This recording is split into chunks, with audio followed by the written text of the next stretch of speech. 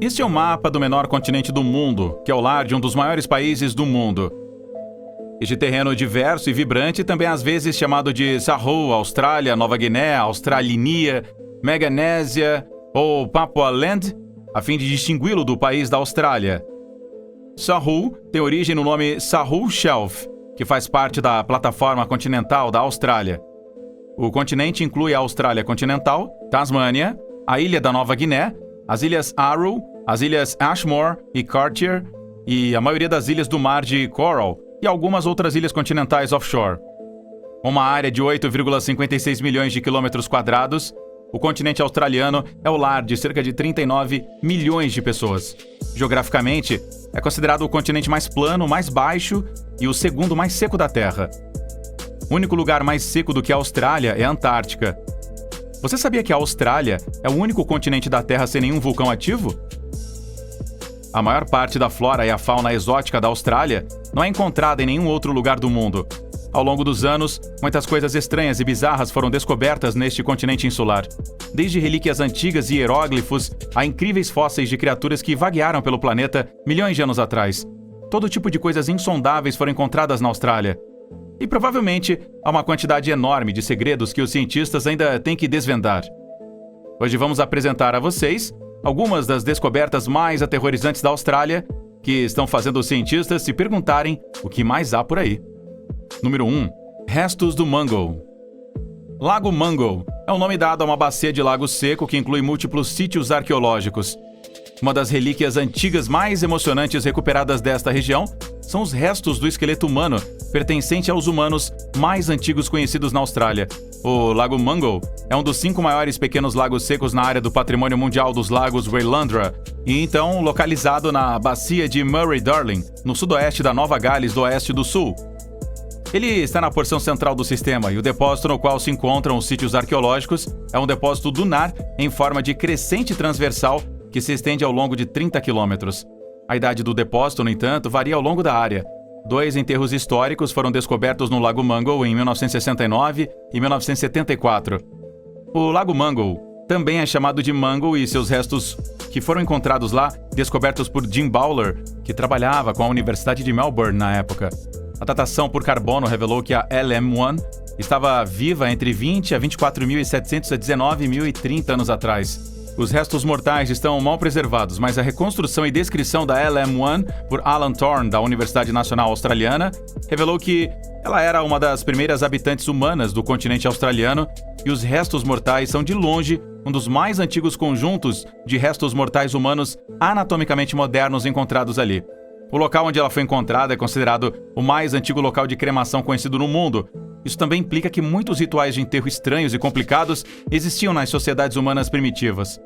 Os ossos da LM1 foram repatriados para os donos tradicionais, uma aliança chamada os 3 Grupos Tribais Tradicionais, em 1992.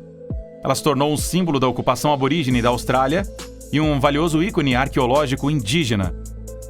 O Lago Mungo Tree, ou o Homem Mungo, também foi descoberto pelo geomorfólogo Jim Bowler em fevereiro de 74, quando as dunas de areia que se deslocavam expuseram os restos. Ele foi encontrado a cerca de 500 metros a leste do local da LM1. Seu corpo tinha sido colocado de costas com os joelhos dobrados e as mãos posicionadas na virilha. Os dedos estavam entrelaçados. Eles também descobriram os restos de um incêndio ao lado do corpo que havia sido aspergido com ocre vermelho. Quando a LM3 foi descoberta, a maioria dos especialistas acreditava que os aborígenes tinham chegado à Austrália vindo da Ásia há cerca de 20 mil anos. Mas, agora a descoberta de LM3 e outros achados arqueológicos na região indicam que a ocupação humana deste continente, isso tudo com certeza, remonta a mais de 50 mil anos atrás. Paleoantropólogos da ANU tinham estimado que a LM3 tinha entre 28 mil e 32 mil anos de idade, mas em 2003 foi revelado por uma equipe multidisciplinar de especialistas que estes restos mortais tinham cerca de 40 anos de idade. Eles também descobriram que LM1 tinha uma idade semelhante a LM3 e não tinha 30 mil anos de idade. Em 1989, um esqueleto pertencente a uma criança também foi descoberto aqui. O 3TTG bloqueou as investigações desses novos restos mortais. Em 24 de maio de 2022, a Sra. Mungo e o Homem Mungo foram enterrados novamente. Número 2. Gosford Glyphs. Os 300 hieróglifos em estilo egípcio localizados em Caryong, Nova Gales do Sul, também são chamados de Caryong hieróglifos. Eles foram descobertos em uma área entre Gosford e Woy Woy, dentro do Brisbane Water National Park, que é famoso por seus petróglifos aborígenes. Estas culturas únicas foram relatadas pela primeira vez por Alan Dash, um pesquisador local que trabalhava para o Conselho de Gosford em 1975. Dash continuou visitando durante os 5 anos seguintes e viu novos glifos sempre que visitava. O local foi envolto em areia, rochas e vegetação exagerada, até que David Lambert, um conservador da arte rupestre do Serviço Nacional de Parques e Vida Selvagem, encontrou alguns hieróglifos de corte claro em 1983. Estas gravuras retratam uma série de animais, incluindo galinhas, cachorros e corujas. Há também barcos, homens de pau, um osso de cão e 2 cartuchos que parecem ser nomes de reis. Um deles aparentemente é Khufu, enquanto o outro é incerto. Há também uma escultura do antigo deus egípcio Anubis. O lugar começou a receber mais atenção do público durante a metade dos anos 90. Desde então, os amadores egiptólogos e teóricos da conspiração têm afirmado que estes hieróglifos são um roteiro autêntico que foi criado por volta de 4.500 anos atrás. Eles acreditam que os antigos egípcios que navegaram para a Austrália gravaram sua história nas pedras depois que eles naufragaram. O Serviço Nacional de Parques e Vida Selvagem negou estas teorias, e em uma declaração, um porta-voz enfatizou inequivocadamente que as gravuras são algo que eles tomaram conhecimento no início dos anos 80 e que é por volta da mesma época em que se pensava que a maioria deles tinha sido feita. O professor Boyo Okinga pensa que estes glifos podem ter sido feitos pelos soldados australianos nos anos 1920, quando o interesse pelo Antigo Egito estava crescendo consideravelmente graças ao desvendar do túmulo do rei Tutankhamun. O professor australiano de egiptologia Naguib Kanawati também declarou que estes não são autênticos e foram construídos no início dos anos 80. Algumas pessoas também acham que alguns estudantes do ensino médio copiaram estes de seus livros nos anos 70 e, devido a tudo isso, o imigrante iugoslavo gravou então nos anos 80 devido ao seu interesse na egiptologia. Número 3. Gnomesville. Gnomesville é uma cidade no oeste da Austrália, com uma população de cerca de 7.500 habitantes. Mas você não encontrará este lugar oficialmente em um mapa. Ele também não está localizado e nem listado no Australian Bureau of Statistics. A cidade está localizada no mato australiano, a poucos quilômetros de Bunbury ou Wellington Mills. A única indústria que prospera nesta cidade é o turismo. Os 7.500 habitantes desta estranha cidade não trabalham, comem, dormem ou dirigem automóveis. Na verdade, todos esses cidadãos são gnomos inanimados, feitos de materiais artificiais, incluindo madeira, plástico, cerâmica, metal e qualquer outra coisa que possa ser usada para criar uma estátua. Ninguém realmente sabe como este lugar veio a existir. Uma teoria sugere que uma mulher que gostava de consertar gnomos deixou alguns como decoração, e as pessoas simplesmente continuaram acrescentando eles. Outra possibilidade é que as crianças da escola primária reclamaram que uma rotunda próxima era um risco para o trânsito, e quando o conselho da cidade iniciou um projeto de conserto, alguém adicionou um gnomo para ficar de guarda. Os trabalhadores trouxeram os lares originais e outros também começaram a arregaçar as mangas. Apesar da história da origem disputada, as pessoas começaram a trazer mais e mais gnomos e a coleta foi crescendo. Eles se tornaram uma distração para os motoristas, então as autoridades locais os mandaram para uma área próxima. Naquela época, os gnomos também tinham acumulado muitos outros bens, abrigos e brinquedos. Estes também foram realocados. A população de gnomos também incluía 2 times de futebol que não estão de pé, e com a mudança de temporada, eles foram trocados por times de cricket. Há todos os tipos de gnomos aqui nessa coleção, incluindo gnomos festeiros, gnomos voadores de avião, gnomos sentados, gnomos que jogam gnomos e muito mais. Essa pequena cidade se tornou um local turístico popular graças aos habitantes e ao exemplar trabalho voluntário e apoio do condado de Dardanup, no Vale do Ferguson. Você também pode contribuir com um gnomo para a comunidade, se você quiser, mas ele precisará ter com certeza uma identidade. Número 4. Pintura rupestre mais antiga da Austrália. Uma enorme pintura de 2 metros de comprimento de um canguru que foi descoberta na região de Kimberley, na Austrália, foi identificada como a pintura rupestre intacta mais antiga da história australiana. Os pesquisadores que publicaram esse trabalho na revista Nature Human Behavior se depararam com as imagens nos anos 90, mas sua idade era desconhecida devido às limitações da arte de datar rochas. No entanto, graças aos avanços tecnológicos modernos, eles foram capazes de datar a pintura usando um método bastante inovador que se baseava em ninhos de vespas. Com estas vespas de lama, que têm habitado as cavernas por dezenas de milhares de anos, a equipe de pesquisa usou a datação por radiocarbono para determinar a idade de 27 ninhos encontrados abaixo e acima das pinturas. Estes antigos ninhos continham carvão de fogos de mato e fragmentos de material animal e também vegetal. Tudo isso continha carbono que poderia ser datado e usado para descobrir uma gama bastante específica de datas em que o canguru poderia ter sido produzido. Eles descobriram que a pintura tem entre 17.500 e 17.100 anos de idade. De acordo com Damien Finch, o pioneiro da nova técnica de datação por radiocarbono, isso significa que é a pintura in situ mais antiga conhecida da Austrália. O canguru é pintado no teto inclinado de um abrigo na rocha em uma propriedade pertencente ao clã Ungango, localizada em Balangarra, acima do rio Drysdale. Anteriormente, pesquisadores haviam olhado as características estilísticas das pinturas e a ordem na qual elas eram pintadas quando se sobrepunham. Através disso, eles foram capazes de descobrir que o estilo mais antigo de pintura é o que é agora conhecido como animal irregular infiltrado ou o período naturalista, que caracteriza animais de tamanho natural. A técnica de datação por radiocarbono foi usada para mapear um total de 27 ninhos de vespas de lama subjacentes e 16 pinturas diferentes sobrepostas de cerca de 8 abrigos de pedra. Isto revelou que as pinturas deste estilo foram produzidas entre 17.000 e 13.000 anos atrás. O Dr. Sven Osman, da Escola de Ciências Sociais da Universidade do Oeste da Austrália, acha que as pinturas irão desbloquear um maior entendimento da história cultural indígena. A imagem icônica do canguru é visualmente bastante similar às pinturas rupestres das ilhas do Sudeste Asiático, que tem mais de 40.000 anos de idade. Isto sugere uma ligação cultural entre as duas regiões e seus habitantes. Os pesquisadores estão esperando desenvolver uma escala de tempo para a arte rupestre aborígene na região de Kimberley, usando ninhos de vespas a fim de estabelecer com mais precisão quando cada período de arte começou e também quando terminou. Número 5. Floresta em um naufrágio. A Baía Humbush, em Sydney, se tornou uma maravilha natural ao longo das décadas por causa de um peculiar navio abandonado e afundado que se tornou uma floresta flutuante. O SS Airfield foi um navio de carga que serviu para transportar suprimentos para as tropas americanas no Oceano Pacífico durante a Segunda Guerra Mundial. O navio foi trazido para Humbush Bay em 1972, pois era para ser desmontado. Mas, eventualmente, as operações cessaram e o navio então foi deixado para se decompor aqui. Ao longo dos anos, este naufrágio foi recuperado pela natureza, agora ele está transbordando com árvores de mangue.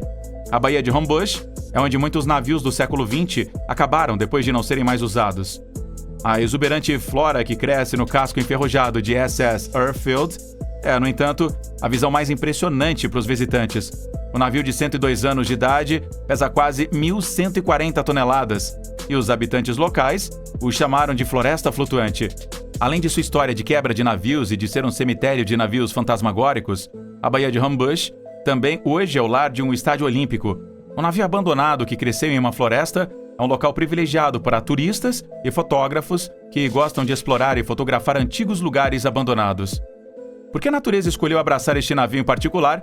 Ainda é uma pergunta que ninguém tem sido capaz de responder até hoje. A impressionante floresta flutuante também tem visto sua parcela de tempos difíceis, mas a velha embarcação enferrujada está agora em plena expansão com uma nova vida. Número 6. Kakucha. A descoberta do esqueleto deste homem aborígene em 2014 nos proporcionou vislumbres tentadores da vida e da morte na Austrália pré-colonial. William Bates, um ancião do povo Baakantji, de Nova Gales do Sul, encontrou o esqueleto em um rio em 2014. Por causa de seu conhecimento do povo aborígene, ele foi capaz de identificar que o esqueleto pertencia a um homem aborígene. A boca do esqueleto estava bem aberta e Bates sentiu como se ele estivesse chorando por ajuda. Seus ossos mostravam sinais visíveis de tortura e violência. Inicialmente, os pesquisadores assumiram que ele havia sido morto durante uma das batalhas entre os colonizadores britânicos e o povo indígena da Austrália no final do século XVIII ou início do século XIX. Mas eles tiveram uma grande surpresa. O corpo agora é chamado de Kakucha, que significa irmão mais velho. Foi examinado pelo Dr. Michael Westway, um paleoantropólogo da Universidade Griffith, em Queensland. De sua análise do esqueleto, o Dr. Westway deduziu que Kakucha era uma pessoa importante quando estava vivo, e as pessoas se preocupavam com ele. Esta posição foi apoiada pelo enterro, em que sua cabeça foi ternamente colocada sobre uma almofada de areia. À primeira vista, ele pensou que a lesão letal, uma longa ferida no crânio de Kakutcha, veio de uma lâmina de corte cedida pela milícia britânica na época. Mas acontece que Kakutcha tinha morrido muito antes. Testes de laboratório dos restos mortais revelaram que ele havia sido morto no século XIII. Isto foi centenas de anos antes de quando os europeus chegaram ao continente e introduziram objetos metálicos. Westway pensou que o irmão mais velho foi morto usando um leu-leu, que é uma peça afiada. No entanto, ele apontou uma das armas aborígenes mais icônicas como a razão por trás do desaparecimento de Kakutcha. O bumerangue, uma arma com uma aresta longa e incrivelmente afiada, que foi talvez o que o adversário de Kakutcha usou para esmagar sua cabeça. A descoberta do corpo de Kakutcha fornece uma visão mais profunda sobre a violência intertribal na Austrália pré-contato que ainda é largamente baseada em fatos do que evidências arqueológicas. Número 7. Os Mármores do Diabo. Os Mármores do Diabo são antigas pedras de granito que parecem ter caído dos céus das Tablelands Barclay. Carlow, ou a Reserva de Conservação dos Mármores do Diabo, é na verdade uma área protegida no território norte da Austrália, na localidade de Warrumungo, quase 105 quilômetros ao sul de Tennant Creek. A povoação mais próxima é a pequena cidade de Wauchope, localizada a 9 quilômetros ao sul. Estas rochas são de grande importância cultural e espiritual para os proprietários tradicionais aborígenes dessa terra. A reserva também protege um dos locais religiosos mais antigos do mundo inteiro, junto com as formações rochosas naturais encontradas aqui. Carlow é a palavra aborígene tanto para as características rochosas quanto para a área circundante. Ela se traduz como rochas redondas, referindo-se a enormes rochas encontradas principalmente no lado ocidental da reserva. O nome inglês dessas rochas vem de John Ross, que durante a expedição da Australian Overland Telegraph Line de 1870 diz que este é o país do diabo. Ele até esvaziou o seu saco de mármores ao redor do lugar. A propriedade dos Mármores do Diabo foi oficialmente passada para os proprietários tradicionais em uma cerimônia realizada na reserva em 2008. Estes mármores, que se formaram ao longo de milhões de anos, continuam a rachar e erodir, proporcionando assim uma visão única cada vez que você visita o local. As enormes pedras de granito formam a camada superior exposta de uma formação granítica extensa e principalmente subterrânea. A forma peculiar destas rochas pode ser atribuída ao processo natural de erosão e meteorologia. Algumas delas são naturalmente, mas precariamente equilibradas umas sobre as outras, enquanto outras têm sido separadas limpidamente por meio de forças naturais. Estes são os símbolos mais amplamente reconhecidos do Outback da Austrália e, portanto, vêm de um número grande de visitantes a cada ano. Número 8. Nova espécie de caranguejo peludo. Uma família na Austrália encontrou recentemente uma espécie nunca antes vista de um caranguejo esponjoso. Os cientistas confirmaram que se trata de uma nova espécie de caranguejo peludo aterrorizante. Estes caranguejos únicos usam suas garras para cortar esponjas e pelos raspados de outras criaturas marinhas. Esta característica funciona como um mecanismo de camuflagem para ajudar os caranguejos a se esconderem de predadores perigosos. Existem cerca de 40 espécies de Dromidae conhecidas da Austrália e quase 40% delas são endêmicas. A nova espécie, chamada Lamarckdromia beagle, foi inicialmente avistada por uma família ao longo da praia perto da cidade da Dinamarca, no oeste da Austrália. A estranha criatura peluda tinha se banhado na praia e se parecia muito com outras espécies de caranguejo esponjoso encontradas naquela área. Mas havia uma característica perspicaz que outras espécies de caranguejos não possuíam. Esse caranguejo estava coberto de pelos muito mais fofos do que o normal. Andrew Rossi, um curador do Museu Oeste da Austrália, declarou que essa penugem extrema era a principal característica do museu. Ele também observou que os caranguejos esponjosos são frequentemente peludos, mas seus pelos são na maioria das vezes como veludo ou feltro. O cabelo desta nova espécie de caranguejo tinha uma textura muito peluda e fofa. Depois de estudar de perto o caranguejo peludo, Rose procurou Colin McLeay, um renomado biólogo marinho aposentado que tem estudado caranguejos esponja por décadas. Ele também confirmou que o espécime era de fato uma nova espécie de caranguejo esponja. Ele recebeu o nome do HMS Beagle, um navio que trouxe Charles Darwin de volta à Austrália em 1836. Agora, o Lamarckdromia beagle pode parecer assustador, mas realmente não é algo a se temer. Na verdade, os cientistas acreditam que este caranguejo usa seus cabelos e esponjas como cabelos apenas para se proteger e se esconder de seus adversários. Eles compararam este novo espécime com outros caranguejos esponja no museu. Rosie e McLeay perceberam que há pelo menos 4 espécimes adicionais dentro do El Beagle que não tinham sido identificados até agora. Estes estranhos caranguejos usam suas patas traseiras para segurar as aparas recolhidas das esponjas e outras criaturas marinhas com a ajuda de suas garras afiadas. Entretanto, com o tempo, a concha se acumula para cobrir todo o seu corpo e criar uma estrutura semelhante a um chapéu. Os especialistas estão bastante animados com esta descoberta e acham que é um lembrete de que ainda há muito a descobrir nesse continente. Número 9. A cerca mais longa do mundo. Também chamada de cerca dingle ou dog fence, é uma cerca de exclusão de pragas que foi construída na Austrália durante a década de 1880. As cercas de exclusão de pragas foram feitas na Austrália durante os primeiros dias para proteger pequenas parcelas ou terras do cultivo dos predadores marsupiais. Nos anos 1860 e 1870, as populações de coelhos começaram a aumentar rapidamente em todo o sul da Austrália. Da mesma forma, o aumento da população de dingle também estava se tornando um problema para os locais. Então, uma barreira à prova de dingle tornou-se a necessidade da época. Os fundos do governo foram usados para aumentar e expandir esta cerca. A cerca de dingle foi feita para manter os cães fora da parte relativamente fértil do sudeste do continente. Eles tinham sido exterminados desta terra anteriormente e as pessoas não podiam pagar pelo seu retorno. A cerca era vital para manter os rebanhos de ovelhas do sul de Queensland a salvo dos cães. É uma das estruturas mais longas do mundo inteiro. Ela se estendia por 5.614 quilômetros de Jimbour, na Darling Downs, perto de Dalby, através de milhares de quilômetros da terra árida. Ela chega ao fim um pouco a oeste da Península Eyre, nos penhascos da planície de Nullarbor, acima da Grande Baía Australiana, perto de Nundrow. Antes de 1948, a ideia de um esquema de cerca Dingle Barrier não havia se concretizado como um projeto de âmbito estadual, pois exigiria manutenção e reparos anuais. A cerca Dingle tem algum sucesso, mas os Dingles ainda podem ser encontrados em partes do estado sul. Em 2009, esta cerca foi anunciada como um dos ícones do Q150 de Queensland, para porções como uma inovação e invenção icônica. Esta cerca reduziu muito a perda de ovelhas para os predadores. Esta exclusão de Dingles tem permitido o aumento da competição dos pastos dos coelhos, cangurus e também com as emas. As ovelhas ainda estão sendo perdidas para o número crescente de cães selvagens. A seção de 2.500 quilômetros da cerca de Queensland também é chamada de Great Barrier Fence ou Wild Dog Barrier Fence 11.